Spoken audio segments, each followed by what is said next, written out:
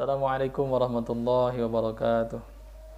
Alhamdulillah wassalatu wassalamu ala Rasulillah. Allahumma salli wa sallim wa barik ala sayyidina Muhammad wa alihi wa mawalah. La haula wa la quwwata illa billah. Allahumma aftah lana wa lakum futuhal arifin bi rahmatika ya arhamar rahimin. Allahumma salli wa sallim wa barik ala sayyidina Muhammad wa alihi wa ashabihi wa azwajihi wa dhurriyyatihi wa ahli baitihi radhiyallahu anhum. ولمشايخنا ولجميع المسلمين والمسلمات والمؤمنين والمؤمنات الأحياء منهم والأموات وتابع بيننا وبينهم بالخيرات رب اغفر وارحم وأنت خير راحمين ولا حول ولا قوة إلا بالله. خصوصا المصنف المخلصين الشيخ إبراهيم الباجري وخصوصا شيخنا كي حجي خير بني مرجع تسك وخصوصا شيخنا شيخنا أبي عمر بنتاني وخصوصا شيخنا كي حجي محمد برهان بن حاجي محمد غفر اللهم ذنوبهم ونفعنا بهم وبعلمهم. شر الله الفاتحة. أعوذ بالله من الشيطان الرجيم. بسم الله الرحمن الرحيم. الحمد لله رب العالمين الرحمن الرحيم مالك يوم الدين. إياك نعبد وإياك نستعين اهدنا الصراط المستقيم صراط الذين أنعمت عليهم غير المغضوب عليهم ولا الضالين. رب اغفر. اللهم نور قلوبنا بنور هدايتك كما نورت الأرض بنور شمسك أبدا أبدا يا ذا الجلال والإكرام برحمتك يا أرحم الراحمين. اللهم اغننا بالعلم وزينا بالحلم وأكرمنا بالتقوى وجملنا بالعافية. اللهم إنا نسألك علما نافعا ورزقا واسعا وشفاء من كل داء. ربي اشرح لي صدري ويسر لي أمري واحلل عقدة من لساني يفقه قولي يا فتاح يا عليم ولا حول ولا قوة إلا بالله العلي العظيم. أعوذ nyelindung abdi billahi kalawan Gusti Allah minasyaitani tidak gangguan syaitan ar-rajimi anu dirajam. Bismillahi kalawan jebaja dengan Allah sifat Allah ar-Rahmani anu maparingan pirang-pirang nikmat ageng sareng anu di dunia sareng di akhirat. Sifat Allah ar-Rahimi tur anu maparinan nanyep-nanyepna nikmat ka abdina nu mukmin di akhirat wungkul. Qala musannif rahimahullahu taala wa nafa'ana bihi wa bi ulumi illa an qala wa yajibu jeung wajib. Nah, jelaskeun hanca kamari ya. Yang punya kitabnya silakan buka ini deh. Tijan ad-daruri di yajibu fi haqqi ta'ala iradah sifat iradat ya. Wa yajibu jeung wajib fi haqqihi ta'ala dina haqna Allah ta'ala al-iradatu sifat iradah.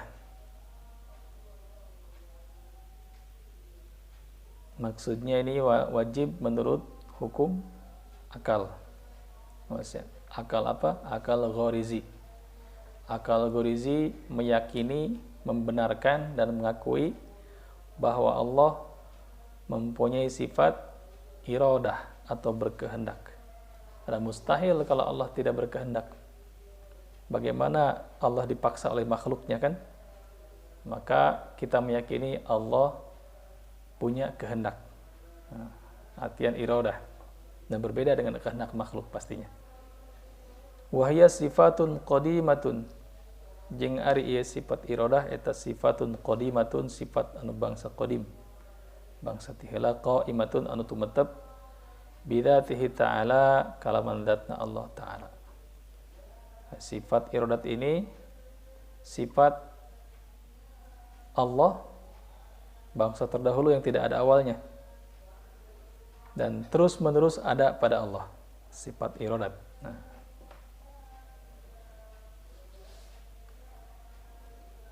maksudnya menurut hukum akal bagaimana?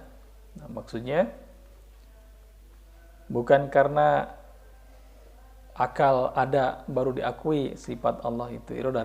Iradat itu sifat Allah. Tapi sebelum akal itu diciptakan, bahkan sebelum ada, Allah sudah bersifat iradah. Dalilnya bagaimana? Dalil akal ada dalil nakli. Kalau dalil akal tadi, kalau misalkan Allah tidak iradah, nanti dibahas di ujung. Bagaimana itu? Ada dalil naklilnya ada di Quran. Fa in arada syai'an ay yaqula lahu kun fayakun. Maka bila Allah sudah berkehendak lahu kun fayakun. Terhadap satu perkara lahu kun fayakun, maka terpersekutukan kun, katakan kun, jadi maka fayakun, jadilah. Nah, seperti itu. Atau innallaha yaf'alu ma yurid, sungguhnya Allah melakukan ma yurid, apa yang dia kehendaki. Nah, itu dia. Maka sifat iradah ini adalah wajib kepada Allah Ta'ala. Wajib kita mengiktikadkan bahwa Allah bersifat iradah. Awas. Lawan daripada sifat iradah apa itu? Karohah, atau terpaksa. Nah,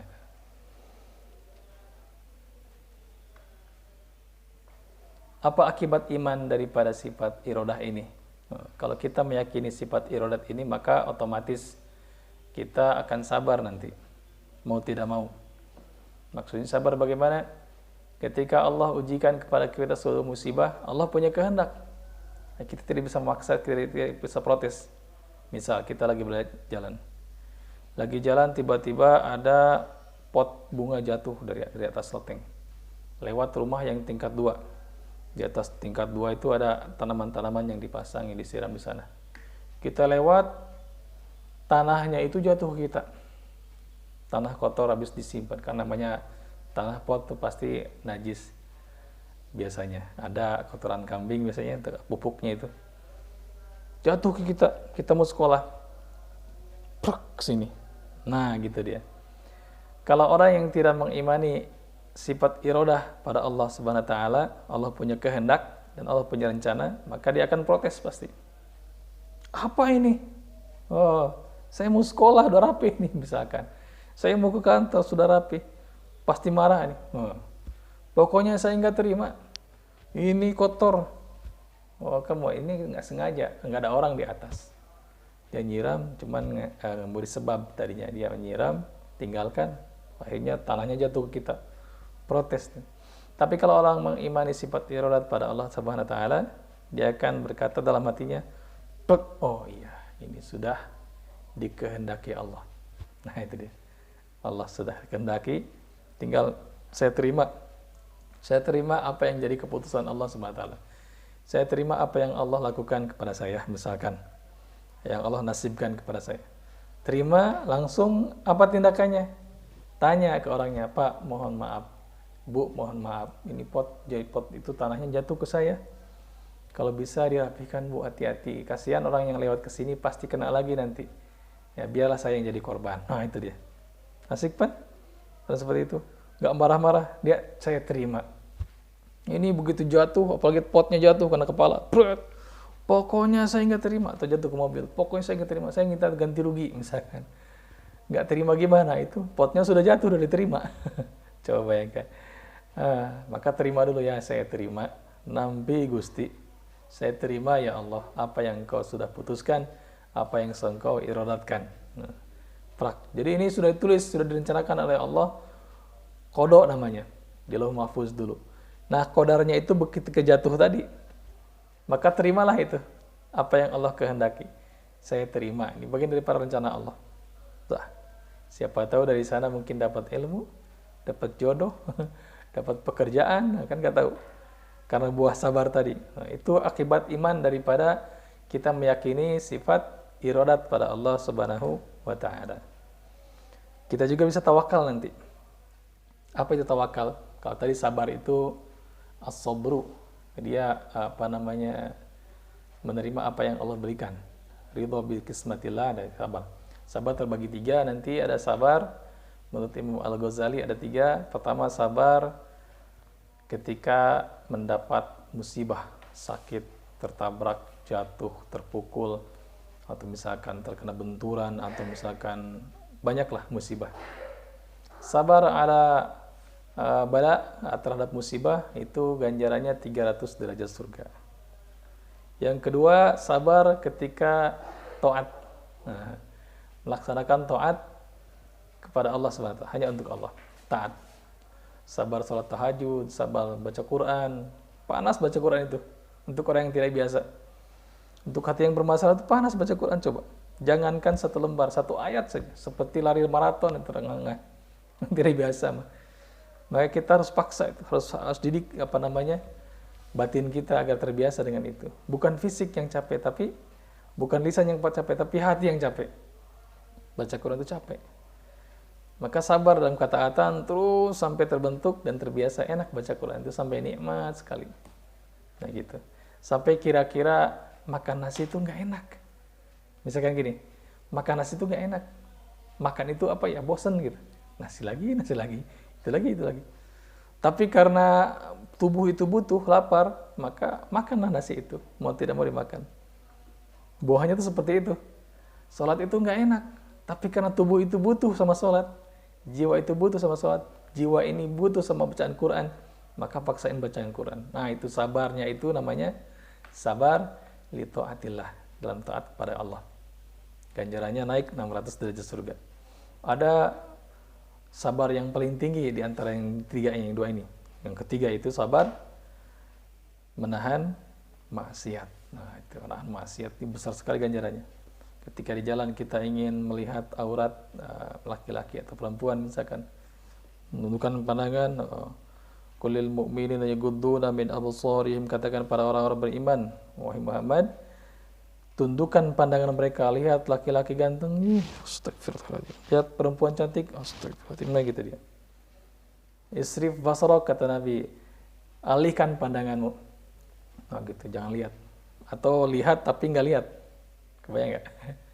Lihat tapi nggak lihat. Itu dia sabar menahan maksiat. Kita ingin sekali membicarakan aib orang lain karena kita lihat dia misalkan ngapain, kelihatan, oh ini ternyata ini orang gini-gini. Pengen nyeritain ke orang lain, si Anu gini-gini, ternyata gini-gini. Kita tertipu selama ini. Pengen banget ngomong. Aibnya itu apa namanya? Aibnya pengen dibuka. Tapi kita ingat ada sabar yang Allah janjikan dengan surga. Kita bersabar, ya Allah, saya tutup aib saudaraku ini, saya tutup aib saudara ini, jangan sampai terbongkar karena cuma saya yang tahu dan Allah, saya lihat itu orang ini seperti ini, tapi ditahannya. Maka ganjarannya apa? Sabar menahan maksiat. Allah janjikan siapa yang menutupi aib saudaranya, dia akan ditutupi aibnya pada hari kiamat nanti. Nanti di mahsyar kumpul kita ini, kumpul manusia dari zaman Nabi Adam sampai kiamat, kumpul semua. Misalkan kita berbohong atau kita mencuri, kan malu kalau ketahuan. Siapa pencurinya di kelas? Nih, ketahuan. Ini ketahuan. Bebas begitunya. Nah, kita bertobat, kita kembalikan barang curiannya. Ya Allah, jangan sampai dibongkar nanti di akhirat. Nah, di akhirat nanti dibongkar semuanya. Kecuali orang-orang yang menutupi aib saudaranya. Ditutupi. Jangan. Si Anu mau gitu ya, kenapa? Ini tompelnya di pantat gede banget, misalkan. Tahu dari mana kamu? Itu saya ke WC lihat, tompelnya gede. Itu aib namanya. Tutup, gibah. Kalau misalkan dia benar, tompelnya gede, itu menjadi gibah namanya. Jadi pembongkar aib, rahasia, kemaluannya dia terbuka. Tapi kalau misalkan dia tidak ada tompelnya, itu namanya fitnah. Jadi tidak ada yang selamat ngomongin orang itu. Ngomongin orang itu tidak ada yang selamat. Jadi apa namanya, kalau ada orang yang berbicara ngomongin orang, jangan dengerin. Siapapun itu. Mau guru, mau siapapun. Jangan dengerin aja. Jangan jadi lawan bicaranya. Karena dia ngomongin orang itu karena ada yang dengerin. Kalau nggak ada yang dengerin mah enggak. Kalau ada yang dengerin mah, kok saya nggak dengerin? Nggak akan mood, nggak akan semangat lagi buat nyeritain kejelekan orang lain. Maka jangan ditemani. Kita cuma ngedenger, cuma nggak ngikut ngomong, sama. Orang yang mendengarkan dan orang yang berbicara tentang orang lain itu sama-sama dalam ashabul ghibah. Orang yang membicarakan keburukan orang lain. Dosanya besar itu. Seperti seolah-olah dalam Quran itu seolah-olah memakan bangkai saudaranya. Maka adik meninggal. Misalkan adik meninggal, dibicarakan sama kakaknya. Mirip kakak ini makan bangkainya adik. Belum dikubur, dicabik-cabik. Yang busuk itu. Alhamdulillah. Sedangkan bangkai manusia itu bangkai paling jijik, paling busuk itu. Paling serem. Coba bangkai kambing, ada bangkai kucing. Kucing meninggal, mati kemarin, dikubur di sana dekat bunga tuh. Nggak ada yang takut kan? Nggak ada yang jijik, ada bangkainya, nggak. Tapi coba manusia. Mati, dikubur di depan rumah sana, dekat pot. Orang nggak mau lewat paling. Serem, ada kuburan. Udah gitu kalau misalnya nggak terlalu dalam, baunya bau banget. Bangkai manusia itu paling bau, paling jijik, dan setiap hari kotorannya itu paling bau, paling jijik. Karena kotoran apa tuh? Kotoran anjing kan kita sepeda itu teh kena kotoran anjing tuh. Biasa paling dicuci biasa dengan 7 kali apa air dan ini segala macam. Nah, kalau kotoran manusia gimana? Coba deh. Ada yang di sini. Ih, saya siapa ini? Bau sekali. Baunya beda, jijiknya beda. Nah, itu. Manusia itu tidak ada iman, tidak ada ibadah seperti itu. Bangkainya paling bau, kotorannya paling bau. Terus kalau misalkan kita habis kurban ini, kepala kambing dideretkan, disusun-susun. Kepala kerbau disusun-susun. Tapi coba kepala manusia disusun-susun. Orang nggak akan mau lewat di sana. Orang biasa aja, kepala kambing disimpan di dapur. Mau di apa nih? Mau dikulup, mau dibakar, mau dipasak, enak tuh. Tapi coba kepala manusia di dapur. Wah, serem kan. Nah, itu dia. Hina sekali manusia ini kalau tidak ada ibadah. Kalau tidak ada ibadah, wah, Masya Allah, hina sekali. Bahkan lebih hina daripada hewan itu. Nah, Mas ya. Maka nanti akan tawa, akan sobar. Tadi sobar pertama, sobar mendapat musibah. Kedua, sobar yang lebih tinggi lagi, sobar melaksanakan ketaatan kepada Allah. Yang ketiga, sobar dalam menahan maksiat yang datang. Calon maksiat. Aduh ya Allah, saya tahan ini. Maksiat itu apa? Misalkan banyak sekali maksiat. Hal-hal yang Allah tidak suka dan Rasulnya, dan mengandung dosa di sana. Maksiat misalkan berzina, berjudi, menghabiskan waktu sia-sia, terus menggibah, ngomongin orang, memfitnah, namimah. Maksiat itu ada dari ujung rambut sampai ujung kaki. Dari mata aja misalkan, mata melihat kemaluan sendiri, melihat aurat orang lain, bagian tubuh orang lain yang lawan jenis, yang kabirah ini yang sudah dibasah, melihat lekuk-lekuk tubuhnya, membayang-bayangkan, itu udah maksiat. Melihat dalam rumah orang lain ketika lewat lihat orang itu udah maksiat masuknya. Melihat orang muslim dengan tatapan sinis, gitu. Nah gitu. Itu dia maksiat juga. Merendahkan orang lain dengan tatapannya. Lihat ujung rambut sampai ujung kaki direndahkan. Itu maksiat juga. Mata itu. Terus kalau maksiat telinga apa? Dia mendengarkan lagu-lagu yang berbau syahwat. Dengarkan, bawahnya pengen maksiat, pengen bunuh diri, bawahnya pengen berzina, pengen pacaran, didengarkan ke sini, masuk. Itu sama seperti, bahkan lebih buruk daripada memasukkan timah panas ke dalam telinga. Dalam hadis itu begitu. Maksiat apa lagi? Maksiat lisan. Banyak di sini. Bahasa-bahasa murtad, kekafiran di sini, kekufuran di sini. Bahasa ngomongin orang, namimah, adu domba, mengadu-adukan orang. Terus mujadalah, berantem, mujadalah itu pasea adu mulut. Berantem mulut gitu. Kamu orang namanya. Nah, lidah. Maksiat lidah. Kalau ada orang yang ngajak kita adu mulut itu mujadalah, debat kosong sebutnya. Kalau orang yang berantem kan nggak mau kalah tuh. Beda dengan debat ilmiah ya. Debat ilmiah itu dengan ilmu nanti masuknya. Nah, ini dengan kata-kata kasar. Kamu ini, kamu monyet, kamu anjing, kamu setan, iblis, kamu. Terus disebut semua. Jadi saling-saling caci. Nah, itu mujadalah namanya. Itu dosa. Kalau ada yang ngajak seperti itu, diam.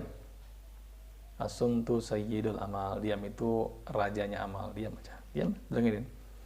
Kamu itu bajingan, setan, kera, semut kamu itu, jangkrik kamu itu, kuyup sih ya, kuya. Segala macam, diam aja. Ya, nanti kata-kata itu akan kembali kepada dirinya.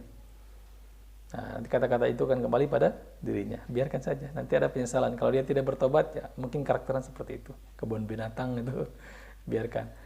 Dan Rasulullah tidak menyukai orang-orang yang suka menghujat, menguatnya. Ada orang yang ngatain kita apa, biarlah.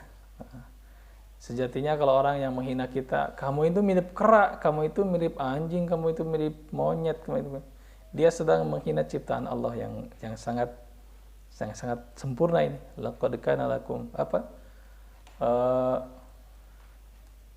khalaqnakum fi uswatun hasanah bukan hasanah. Jadi fi ahsani taqwim. Allah ciptakan kamu dalam bentuk yang ahsani taqwim, yang paling baik, bentukan yang paling baik. Ini sama orang dihina. Kayak gini lah. Ada guru di sekolahan pegang di bor nulis Arab. Bismillahirrahmanirrahim. Alhamdulillahirrahmanirrahim. Ada muridnya bilang, itu guru. Tulisannya apa itu? Kayak cacing tanah yang kepanasan itu. Itu kayak gitu, jelek amat. Kira-kira dia menghina tulisannya atau menghina yang nulisnya? Coba.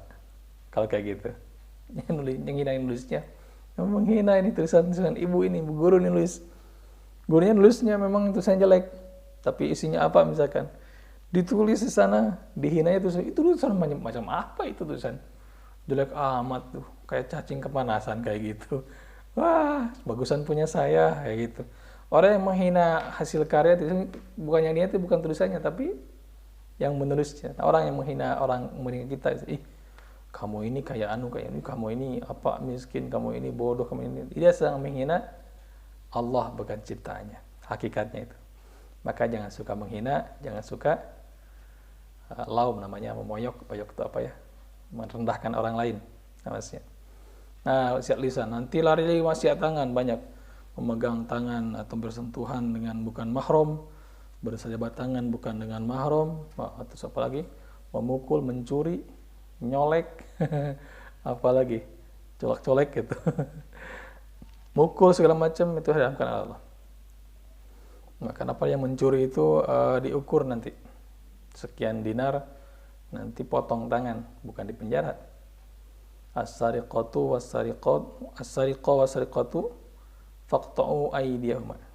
Orang yang mencuri laki-laki dan perempuan, ini apa namanya? Putuskan tangannya keduanya. Gitu. Kalau mencuri nanti ada hadnya, ada nisabnya. Berapa dinar? Nah, itu di hukum Islam. Bab syariat, bab fikih nanti diaji ya. Nah, itu dia. Terus apalagi akibat iman kalau kita mengimani bahwa Allah bersifat iradat, tawakal. Apa itu tawakal? Berserah diri, hati kita itu tenang. Masalah rezeki tenang. Mungkin hari ini saya tidak Allah tidak tidak memberi lebih, tapi Allah berkasih cukup. Ya, cukuplah. Hari ini saya mau bekerja. Nah, kerja nanti arahnya itu bukan untuk cari uang, cari rezeki, tapi mencari ridha Allah. Karena kerja pun ibadah, karena belajar pun ibadah. Nanti ke sekolah itu bukan untuk nyari supaya jadi pintar, supaya jadi ustazah, supaya jadi guru, supaya jadi apa, bukan. Tapi sekolah untuk mencari ridha Allah. Thalabul ilmi faridatun. Mencari ilmu itu hukumnya wajibnya itu cukup. Wah, seperti sholat berarti. Kalau saya nggak sekolah berarti haram hukumnya. Dosa besar. Nggak sholat itu haram. Ini haram karena fardu hukumnya. Ya sudah, saya ke sekolah untuk menggugurkan kewajiban terlebih dahulu. Masalah pintar nggak pintar, menang nggak menang, segala macam, itu mah Allah yang punya kuasa, punya kersa, punya kehendak. Kita berusaha kemarin ikut lomba apa? Pengen menang, tapi kalau Allah berkehendak tidak menang, ya sudah. Allah punya kuasa. Masa memaksa Allah sih saya nggak menang, nggak bisa. Gimana sih, saya udah berusaha capek-capekan habis-habisan, tapi nggak menang. Itu yang gagal tuh tauhidnya. Tapi kalau terjadi, saya sudah berusaha semaksimal mungkin, tapi hasilnya seperti itu, ya sudah. Berarti kemampuan saya belum sampai ke sana. Karena Allah punya kehendak. Gitu ya. Dari awal pertama kali berangkat sekolah atau ke kerjaan tuh bismillahi tawakkaltu 'ala Allah. Dengan nama Allah saya bertawakal, berserah diri semuanya tentang bab rezeki dan kejadian nanti akan datang kepada Allah, taufik pada Allah.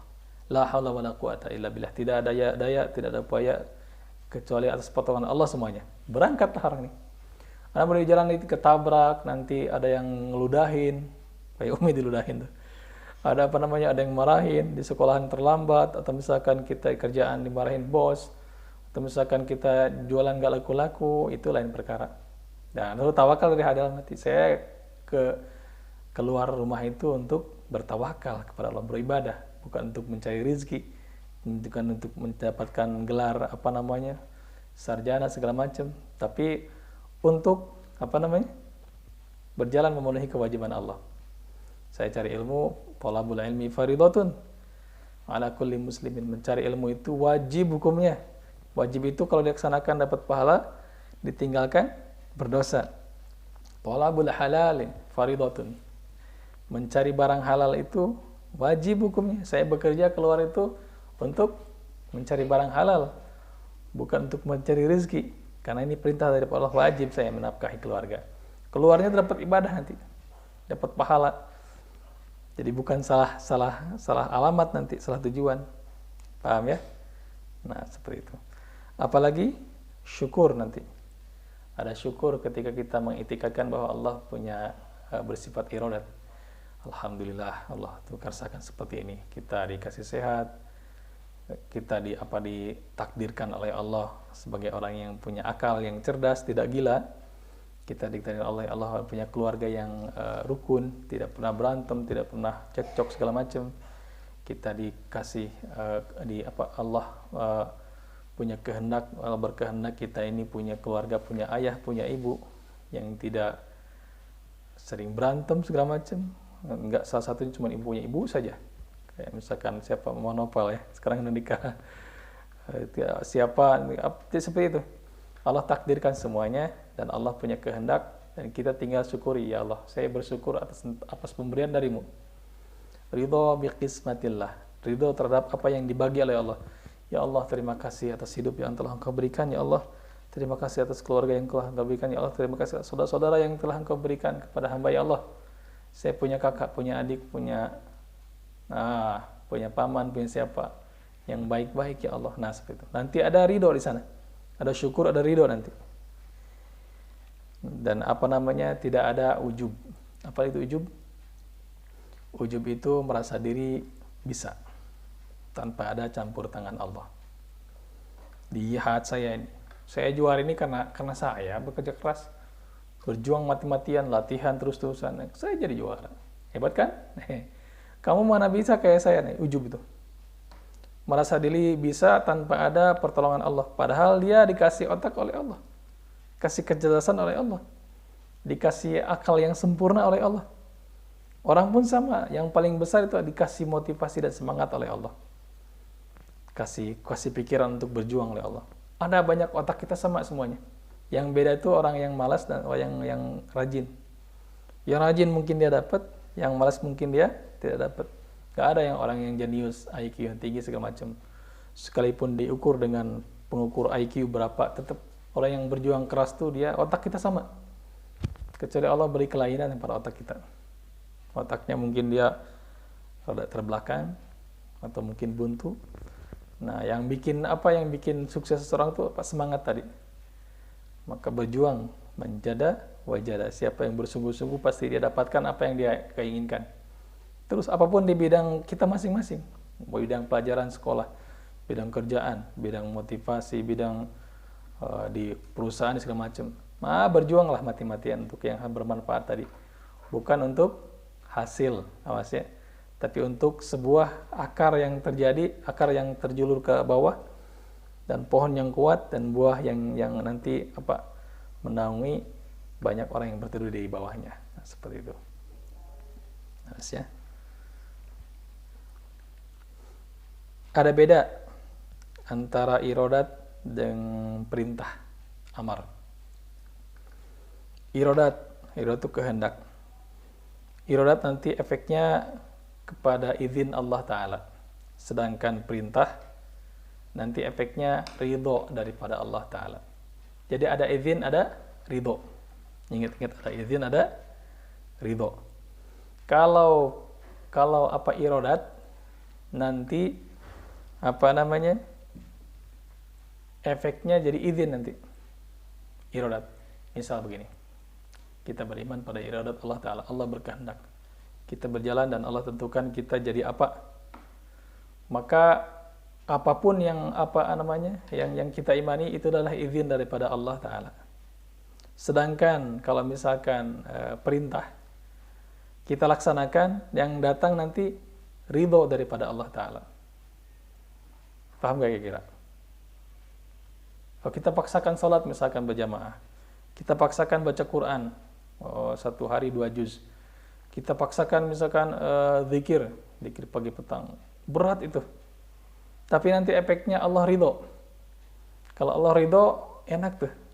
Kita apapun yang kita inginkan, apapun yang kita butuhkan, bahkan Allah kasih sebelum kita minta. Allah tahu apa yang kita katakan dalam hati. Allah tahu kebutuhan kita itu apa. Maka Allah kabulkan, berikan apapun yang ada dalam hati kita sebelum kita minta. Itu uniknya. Jadi hidup ini merasa diurus oleh Allah. Mau sekolah, nggak punya kendaraan, tahu-tahu ada yang nganterin. Mau di sekolahan ada tugas segala macam. Untung saya udah ada perjuangan. Gampang aja soalnya. Itu dia. Kalau Allah ridho itu. Jadi kata-katanya pun kata-kata ilahiyah. Bahasanya bahasa langit gitu. Maka dalam hadis dikatakan ketika seorang melaksanakan perkara sunnah dilaksanakan semua, maka Allah jadikan lisan Allah sebagai lisannya. Dengannya dia berkata-kata. Matanya adalah mata Allah yang dengannya dia melihat. Coba bayangkan. Apapun pikirannya itu semuanya dari Allah yang dipakai untuknya berpikir, coba. Ilahiyah bahasa langit. Maka banyak yang sunnah, nanti Allah yang urus semuanya. Kalau kita yang urus, liur.